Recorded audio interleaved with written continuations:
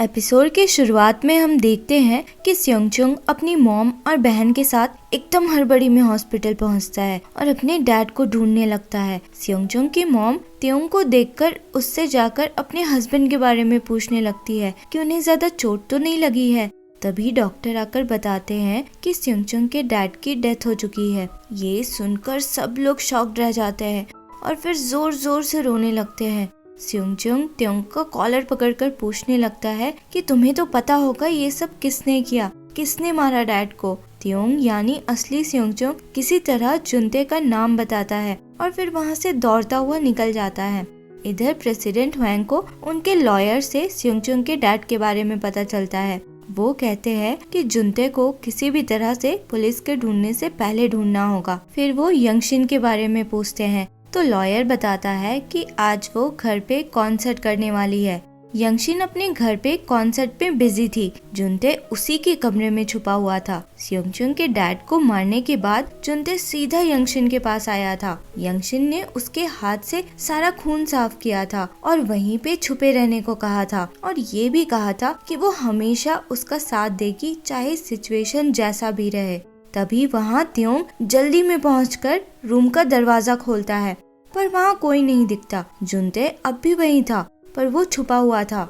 जुनते president हुएंग को अपनी situation के लिए ब्लेम कर रहा था और एक चाकू लेकर उन्हें मारने के लिए उनके ऑफिस की तरफ जाता है। पर त्योंग यानी असली स्योंगचुंग वहाँ उसका वेट कर रहा था। वो जुनते को मारने लगता है ये कहता हुआ कि तुमने मेरे डैड को क्यों मारा। जुनते को अजीब लगता है क्योंकि उसने तो स्योंगचुंग के डैड को मारा था। वो कहता है कि तुम ये क्या बोल रहे हो, पागल हो गए हो क्या। दोनों फाइट करने लगते हैं। जुनते त्योंग को चाकू से मारने ही वाला होता है तभी प्रेसिडेंट हुएंग आकर जुनते के सिर पे गन टिका देते हैं। त्योंग पुलिस को बुलाना चाहता था पर प्रेसिडेंट हुएंग अपने आदमियों से कहके उसे जबरदस्ती उसके कमरे में भिजवा देते हैं और बाहर से बंद करवा देते हैं। जुनते को लग रहा था कि प्रेसिडेंट हुएंग उसे मारने वाले हैं पर वो हंसकर गन हटा देते हैं और कहते हैं कि वो उसे मारने वाले नहीं हैं। वो कहते हैं स्योंगचुंग के डैड की डेथ हुई, ये बुरा तो हुआ पर ठीक ही हुआ। वो मेरे रास्ते में आने लगे थे। वो जुनते से कहते हैं कि हमें सिचुएशन हैंडल करने के बारे में सोचना चाहिए। जुनते मौका देखकर गन ले लेता है और प्रेसिडेंट हुएंग पे टिकाकर कहता है कि मेरी बहन ने मुझे कहा है कि कभी तुम पे भरोसा नहीं करने को। मैंने आज तक बेवकूफों की तरह तुम पे भरोसा किया पर तुमने मेरा लाइफ बर्बाद कर दिया। प्रेसिडेंट हुएंग हंस के कहते हैं तुम मुझे मारना चाहते हो तो मार लो पर मैंने तुम्हारा लाइफ बर्बाद नहीं किया, तुम्हारी माँ ने किया। यंगशिन तुम्हारी बहन नहीं है बल्कि तुम्हारी असली माँ है। ये सुनकर जुनते शॉक्ड रह जाता है। जुनते उसी हालत में गन लेकर वहाँ पहुँचता है जहाँ यंगशिन का कॉन्सर्ट चल रहा था और वहाँ सबके सामने यंगशिन से पूछता है तुम मेरी मॉम हो। यंगशिन ये सुनकर हैरान रह जाती है। वहाँ बैठे सब लोग आपस में बात करने लग जाते हैं तो यंगशिन कहती है कि मेरा भाई थोड़ा बीमार है इसलिए हॉस्पिटल में था। जुनते फिर से चिल्लाकर पूछता है तुम मेरी मॉम हो। तो यंगशिन उसे थप्पड़ मारकर कहती है कि खुद को संभालो, मैं तुम्हारी बहन हूँ, तुम्हारी मॉम नहीं। जुनते उसके फेस पे गन लगाकर कहता है अब मुझे तुम पे भरोसा नहीं है। गन देखकर सब लोग वहाँ से भागने लगते हैं। फ्लैशबैक में हम देखते हैं कि जब जुनते बहुत छोटा सा था तब यंगशिन ने उसे स्टेज भेज दिया था पढ़ाई के लिए। वो बहुत रो रहा था तो यंगशिन ने उससे प्रॉमिस किया था कि वो मिलने आया करेगी। यंगशिन लास्ट तक एक्सेप्ट नहीं करती कि वो उसकी मॉम है। जुनते गन अपने सिर पे लगा लेता है और सबके पहुंचने से पहले ही फायर कर देता है। नेक्स्ट सीन में हम स्योंगचुंग के डैड का मेमोरियल सर्विस देखते हैं। त्योंग भी वहाँ जूही के साथ आया था। सुनगा उसे देखकर एकदम चिल्लाने लगती है कि तुम यहाँ कैसे आ गए, तुम्हारी वजह से मेरे डैड की डेथ हुई और तुम्हारी हिम्मत कैसे हुई यहाँ आने की। त्योंग यानी असली स्योंगचुंग अंदर आकर बहुत जोर जोर से रोने लगता है। अब इधर स्योंगचुंग और सुनगा अपने डैड की चीजों को बॉक्स में रख रहे थे तो सुनगा को गोल्डन स्पून मिलता है। स्योंगचुंग को त्योंग की बात याद आती है। उसने कहा था कि शायद डैड ने उसके गोल्डन स्पून को यूज किया था और इसलिए उन्हें पता था कि वो कौन है।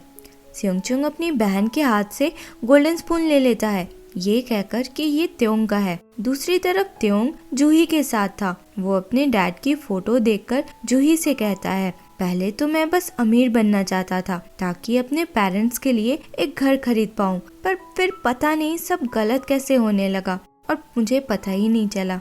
त्योंग घर जाकर अपने लॉकर में से वो गोल्डन स्पून देखता है जो उसने स्योंगचुंग से रिप्लेस कर दिया था।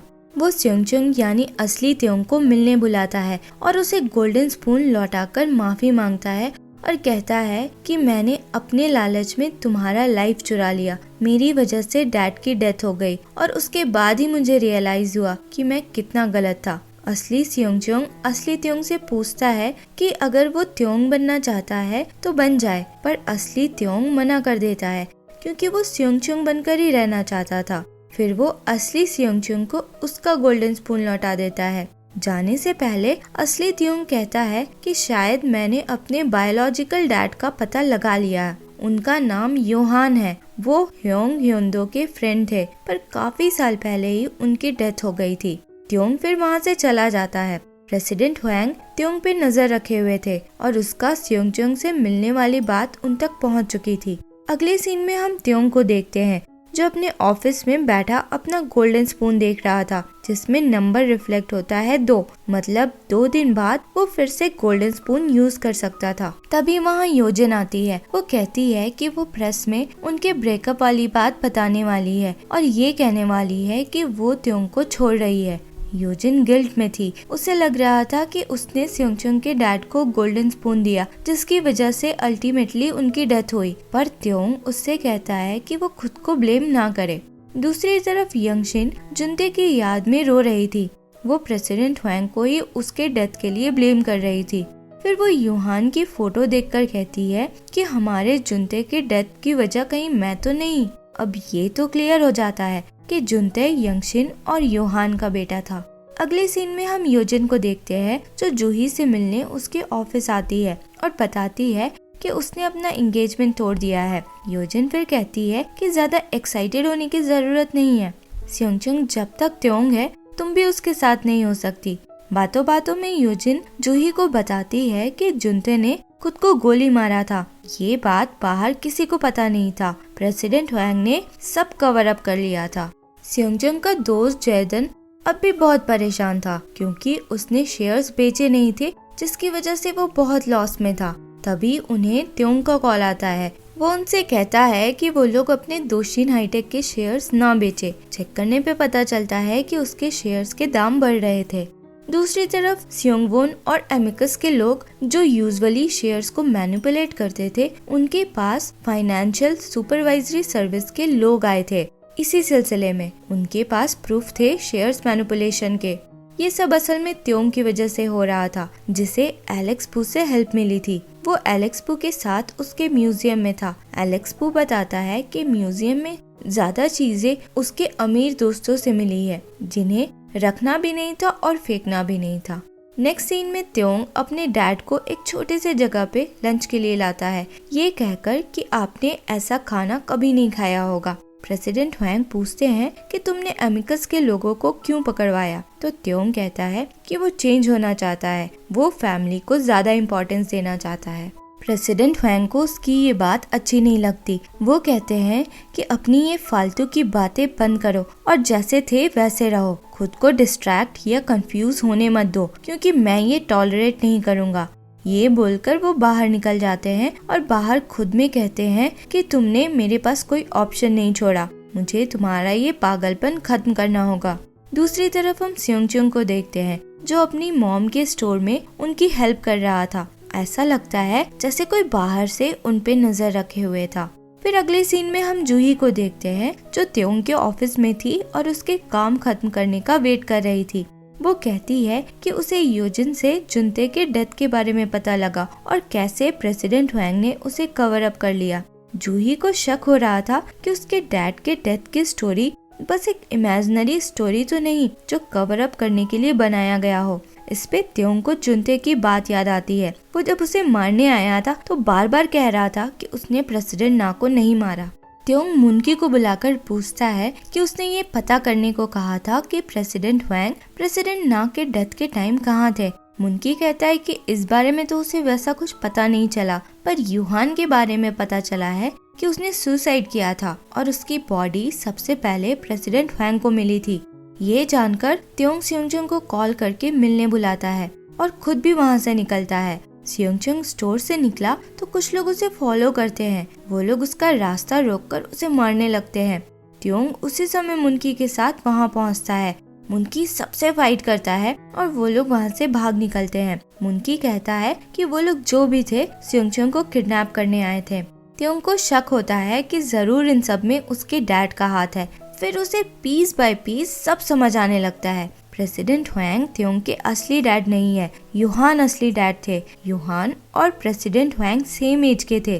प्रेसिडेंट हुएंग को यूहान की बॉडी सबसे पहले मिली थी। मतलब प्रेसिडेंट हुएंग ह्योंदो नहीं बल्कि यूहान है और गोल्डन स्पून यूज करके हुएंग ह्योंदो बने हुए हैं। ये रियलाइजेशन होने के बाद त्योंग अपने ऑफिस जाता है और दोशिन ग्रुप से रिलेटेड बहुत से डॉक्यूमेंट्स किसी को भेजता है। त्योंग फिर घर पहुंचकर अपना गोल्डन स्पून देखता है जिसमें अब 0 रिफ्लेक्ट हो रहा था। स्पून यूज करने का आज आखिरी दिन था। दूसरी तरफ हम उस ग्रैनी को देखते हैं जो सोच रही थी कि आज 10 साल पूरे हुए, सियोंगचुंग को तो आना चाहिए था। तभी वहाँ असली त्योंग पहुँचता है। इधर त्योंग मुनकी के साथ एक पुरानी बिल्डिंग पे आता है जो पहले यूहान का हुआ करता था। उसे वहाँ प्रेसिडेंट हुएंग ने ही मिलने बुलाया था। त्योंग ऊपर पहुँचता है तो प्रेसिडेंट हुएंग कहते हैं कि ये वही जगह है जहाँ मेरा दोस्त मरा था। उसका नाम यूहान था और वो मेरा बहुत क्लोज फ्रेंड था। प्रेसिडेंट हुएंग फिर कहते हैं, मुझे पता चला है कि तुम मेरे और यूहान के बारे में पता कर रहे थे। अगर तुम्हें जानना ही था तो मुझसे डायरेक्टली पूछ लेते। त्योंग अब छुपाने की कोई कोशिश नहीं करता और प्रेसिडेंट हुएंग को यूहान के नाम से बुलाता है। प्रेसिडेंट हुएंग भी अब उसे सियोंगचुंग कहकर बुलाते हैं। अब यूहान और सियोंगचुंग एक दूसरे के आमने सामने थे बिना किसी पर्दे के। सियोंगचुंग पूछता है कि आपको कब से पता था कि मैं कौन हूँ? यूहान कहता है कि तब से जब तुम पहली बार मेरे घर आए थे। तुम्हारे हाथ में गोल्डन स्पून देखकर मैं समझ गया था। सियोंगचुंग कहता है कि मैं तो बहुत गरीब था, इसलिए अमीर बनना चाहता था, पर तुम तो ऑलरेडी अमीर थे, फिर ये सब क्यों? यूहान के आंसर से पता चलता है कि वो सैटिस्फाइड नहीं था, उसे ज्यादा से ज्यादा पैसे चाहिए थे। सियोंगचुंग पूछता है कि प्रेसिडेंट ना को क्यों मारा, तो यूहान कहता है कि वो मेरे रास्ते में रुकावट ला रहा था, इसलिए। यूहान ये भी एक्सेप्ट करता है कि वो पिछली रात त्योंग को मरवा देता, पर सियोंगचुंग और मुनकी के पहुंचने पे प्लान गड़बड़ा गया। सियोंगचुंग कहता है, यूहान तुम तो मॉन्स्टर हो। तो यूहान हंसता है और कहता है कि तुम मेरे से अलग नहीं हो, मेरे जैसे ही हो, इसलिए अब तुम मेरे बेटे बनकर ही रह सकते हो। सियोंगचुंग मना कर देता है और कहता है कि तुमने जो कुछ भी किया है उसकी कीमत तुम्हें चुकानी पड़ेगी। तभी वहाँ बहुत से पुलिस वाले आ जाते हैं। सियोंगचुंग कहता है, मैंने दोशिन ग्रुप के सारे सीक्रेट्स उन्हें भेज दिया था, जितने भी फ्रॉड, टैक्स इवेजन के डॉक्यूमेंट्स थे, सब कुछ। सियोंगचुंग फिर कहता है, चिंता मत करो, तुम अकेले नहीं जाओगे, मैं भी साथ में जाऊंगा। हम दोनों ने दूसरों की लाइफ चुराया है तो हम दोनों को ही कीमत चुकानी होगी।